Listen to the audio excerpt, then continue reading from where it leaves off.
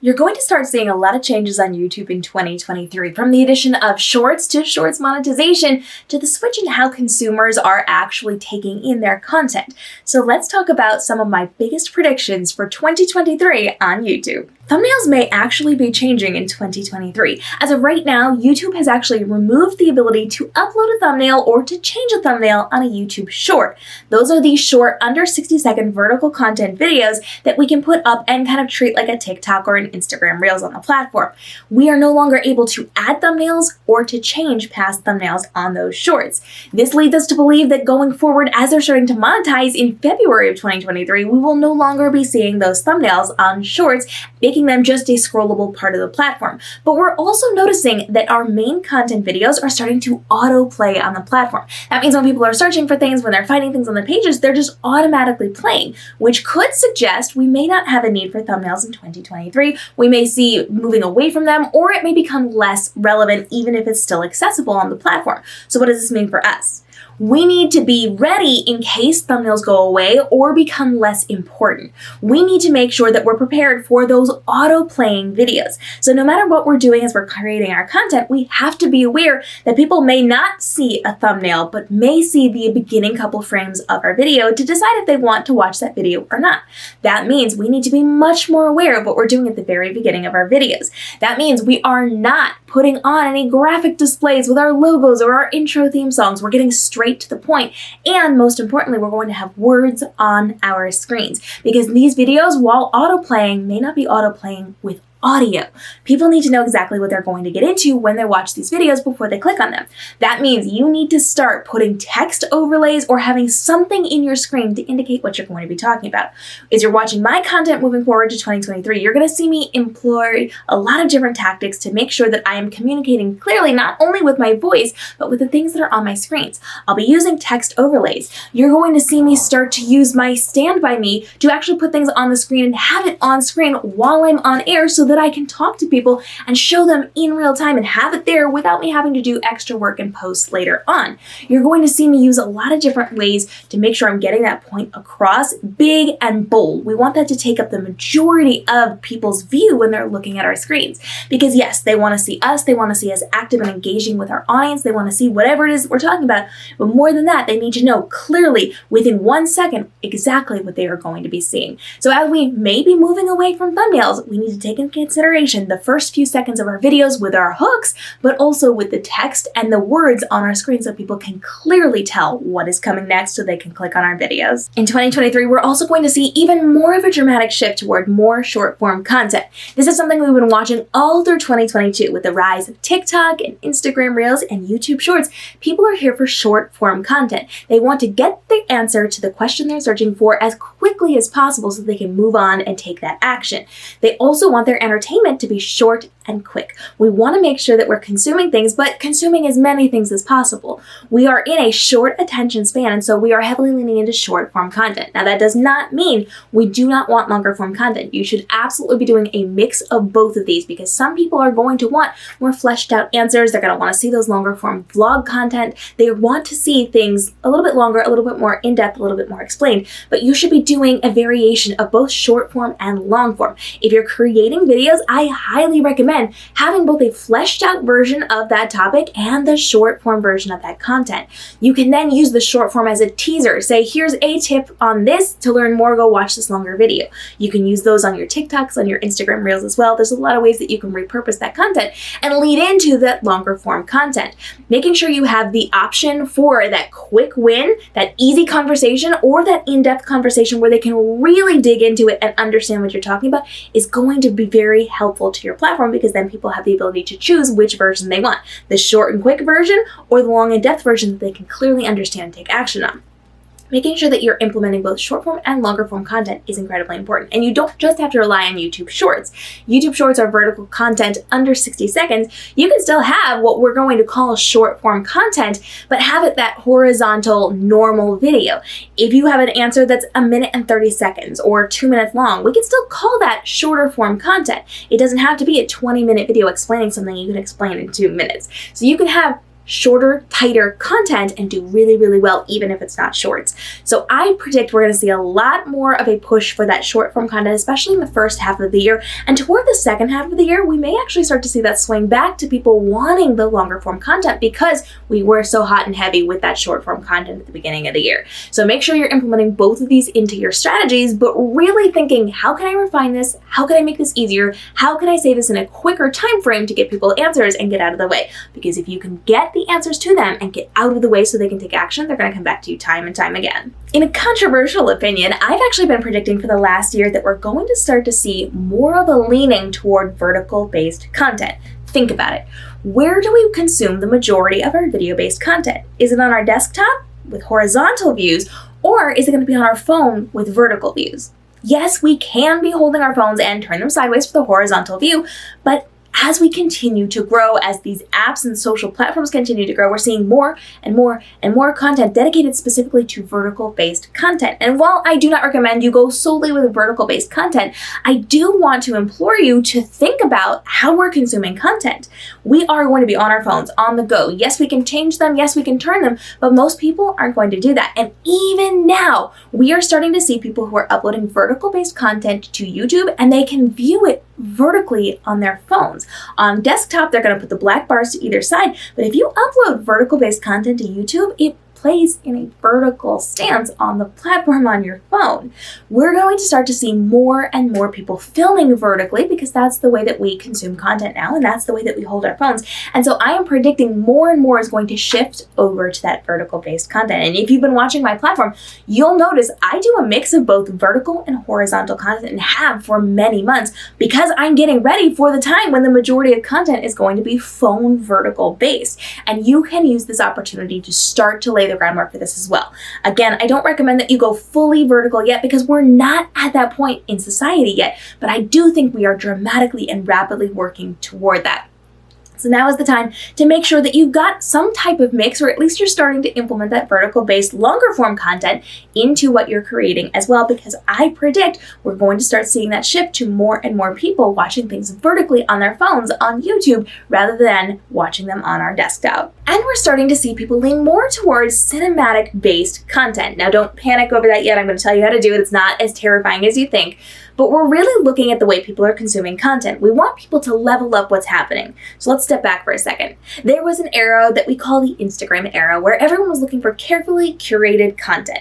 It was crafted to look like a magazine. Everything was perfectly in place and polished and wonderful. And then we saw a dramatic switch from that. We wanted real, raw, messy, and in the moment. So we went from magazine polish to real and raw and in the moment. And now we want that real, raw engagement. We want to be able to identify with people and connect with them on a real level, but we want to see them do it leveling up. So we went from very highly curated and polished content, dropping down to messy, raw in the moment where it didn't really matter. It didn't have to be super pretty looking. We just wanted that real connection. Now we want the real connection, but we want people to take their skill level up. Because it's so accessible to people now, we're starting to see people level up the content that they're creating. Not the things that they're saying, not the authenticity that they have with their audience, but the way that they're crafting it, the way that they are designing it. So we're starting to see things like those Instagram transitions. We're starting to see different angles that people are shooting from. We're starting to see more B-roll and less talking head, just straight talking head. We want to make sure that we are creating content that's going to level up our skills. So we want to see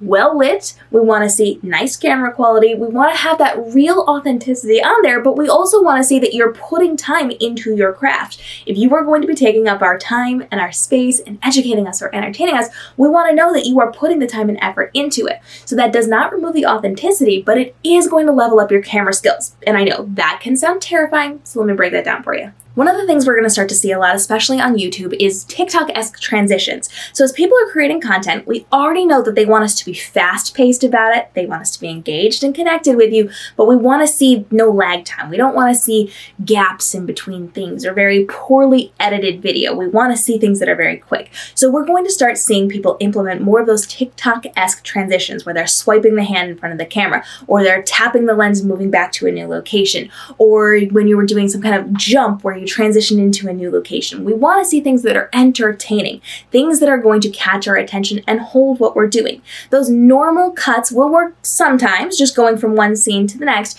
but we're actually going to, because so many people implement this now, start seeing that shift toward where we are going to be doing more interesting and engaging transitions, and we're going to try to level up what you're doing. So I highly recommend you're studying TikTok, especially the transitions, because they're really easy to do. Some of them are, of course, complicated, and you don't need to be implementing those, but things like swiping your hand across the camera, jumping, whatever, those are really easy for you to do and makes for a more engaging video. Now, I do have lots of tutorials on how to do that here on the channel, so hit the subscribe and notification bell because I've got you covered on this one, but if you've got questions on any of those, I'm happy to break down any transitions you see and don't know how to do and would like to implement into your content as well. And because we're leveling up and we're taking on everything that we're seeing, we're looking at all the creativity people have and the way that they've leveled up the content they're creating, and we're taking this and implementing this into our educational, our business, our branding content, we need to be mindful of other key players in the industry. So TikTok and Instagram Reels is going to be incredibly important, but we're also going to be looking for YouTube vloggers. These people are really good at studying a cinematic style. They create lifestyle vlogs to just take you on the journey of their day, what they're doing. They teach you, they educate you, they entertain you, but they do it in a way that has a movie-esque appearance to it. So you're going to be studying movies and how they do their transitions from one scene to the next, and more importantly, vloggers, because they're really, really good at creating different styles of content. The way that their camera is placed, how far or how close they are to those cameras, what they're going to be doing, the angles that they're filming from, the transitions between one thing and the next. We're not going to just talk straight to camera anymore. We're actually going to be taking people on a progression. We're going to go through a story within that story. So watching vloggers and how they do things is going to be really, really important to your transitions. Again, cutting from one scene to the next is fine, but as we're starting to level up and we want to implement more things into this, you're going to want to implement some of the strategies vloggers on YouTube are using right now. They've studied movies, they've studied cinema, they understand what works really well, and you have the ability to study them and benefit from their knowledge in this industry. So you really want to be looking for the way that they are engaging with their audience and the way that they are placing their cameras further away, closer to you, at different angles, at different heights. All of those things are really going to matter as you are designing your educational and brand-based content for your YouTube channel. Speaking of which, I have a question for you that's going to help you with this. Have you ever watched The Office? Now, I actually come from Scranton, Pennsylvania, interestingly enough, and for the entirety of that show, I never watched it. It was a hardcore pass for me. And then as an adult, I actually started to watch the show, and now I love it. And one of the cool things that they do in The Office is called a spy shot. It's where they have their characters very far away in a different setting. Could be outside of the building and they're shooting through a window. They could be at the back of the warehouse while people are talking on the other side. These spy shots are meant to have the cameras far away so that the person interacting doesn't necessarily realize that the camera is there. It requires those longer microphones and the longer lenses, and these spy shots are meant to give us more intimate details on what's going on. It's supposed to be those quieter conversations. Spy shots are going to be really helpful to you in your content creation, and we can level this into B-roll as well. You are going to be creating things at a further distance. You want to have things further away from you as you're doing things inside of your videos, and it can be talking to another camera, it could be talking to your phone, it could be doing dishes or walking around your house, but these B-roll spy shots are going to be incredibly helpful to you. Now, one thing that you want to consider as you're doing this is the level at which you're putting your cameras. So think about what they do in The Office. Think about how it's not always a straight-on shot. Sometimes it's being shot through a plant or through a window or down through a window down to the ground below. They work at different levels with things obstructing the view a little bit to give it more of that we're actually spying on you and we're getting something that you're not supposed to be seeing view. Somebody who does this really, really well inside of her content is Catherine Manning. She is a vlogger here on YouTube and an educator, and she does really well with her B-roll shots. I highly recommend studying her for this. And what she does is she'll take her camera and she'll put it across a room, and usually not at a straight-on angle. She'll go lower from her dog's perspective. She'll go higher as if it's up on her kitchen cabinets shooting her doing her dishes. She does a really great job of creating these transitions and creating these scenes and storytelling inside of her platform. I highly recommend that you check out our channel for this, and you want to consider that too. Where can you put your camera that is not somewhere that people would ordinarily think to put it? Set it on a chair. Set it behind a series of plants. Put it on a bookshelf. Put it up high on your shelves, and whatever it is that you can do to get a different, unique angle. Our job here is to make it feel like they're learning a secret. It's a spy shot. It's an intimate conversation that they're not supposed to be seeing, but they are getting access to. These spy shots from things like The Office or from Catherine's vlog are going to be really helpful to you as you are creating your content. So whether you're doing a voiceover or you're doing just B-roll with that voiceover, or just B-roll as a transition, you want to make sure that you are implementing this strategy of uniquely positioned camera angles inside of your content as well. 2023 is going to be a wild ride, especially on YouTube as they are starting to implement Shorts. Now, don't forget, Shorts will start to be monetized in 2023 in February, and you do have to have 1 million views in the course of a 90-day period. This is a rolling 90-day period, so it's not like it all disappears and you have to start again. The more views you get, the more you will be able to get access to monetization. And prediction for that: while it is a little bit of a higher barrier to entry right now, that's because they're just starting it. They're just letting people in. So as the months roll on, we're going to start to see that lower as well to make it more accessible to more people so that you can monetize your content. And don't forget, they actually have a music licensing agreement that's going to allow you to monetize content in short form with music, and that's going to be rolling out in 2023 as well. So at this point, you need to be focused on leveraging YouTube Shorts, leveraging vertical content in longer form. You want to make sure that you're leveraging unique ways of creating your content to level up your processing for a more cinematic look, a more professional, polished, higher engaged, I've studied my industry, I know what I'm doing, and I've leveled up my content for you kind of way. And you want to make sure that you're following along. Hit that subscribe and notification bell, because not only are we're going to be predicting things for you, we're going to be breaking news on new features, algorithm changes, all of those things so that you can stay ahead of the curve. As these things roll out, I'm going to show you what they are, how to use them button for button, and how you can be leveraging them inside of your business no matter what industry you're in. So if you have questions for 2023, get down in my comments right now. Let me know what you're worried about. I am creating content every single day here on the channel for you to help you level up on TikTok, Instagram, YouTube, live streaming, and with the tools and resources you need to save time and effort creating your content so you spend less time creating content but make more money from it so you can get back to running your life and running your business and living your best life and doing all the things that make you happy in your business while living that luxurious life. I will see you in the next episode as we continue to help you get ready for 2023 and your easy content creation for YouTube, where you can monetize the heck out of it and do really well on your channel.